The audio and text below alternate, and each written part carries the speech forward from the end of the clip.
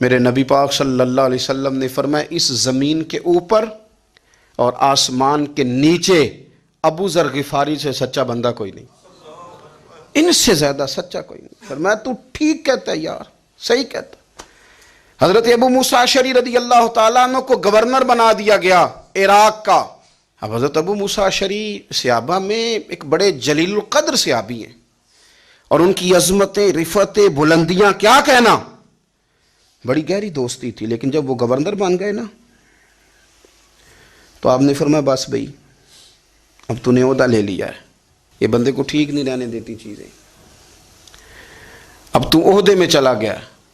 بڑی مدت کے بعد ملاقات ہوئی حضرت ابو موسیٰ اشعری کے ساتھ، وہ دوڑ کے آئے حضرت ابو ذر غفاری کے گلے ملنے، میرا بھائی میرا بھائی۔ فرمایا پیچھے ہٹ جا، میں نہیں تیرا بھائی، تو گورنر ہے، میں غریب آدمی ہوں، اپنا کام کر۔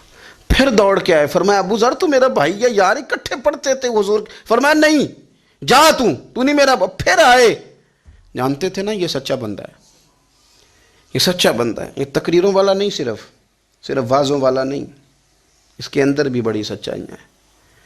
قریب آئے، آ کے کہا یار تو میرا بھائی ہے، میرے سینے لاگ۔ فرمانے لگے تو تیسری بار آیا ہے، مومن ہے، میں منہ نہیں موڑ سکتا، پر پہلے مجھے بتا گورنر بننے کے بعد تو نے مکان کتنے بنائے، باغ کتنے لگائیں، چکیاں کتنی لگائیں، کتنے تو نے چیزیں بنائی ہیں، پہلے بتا۔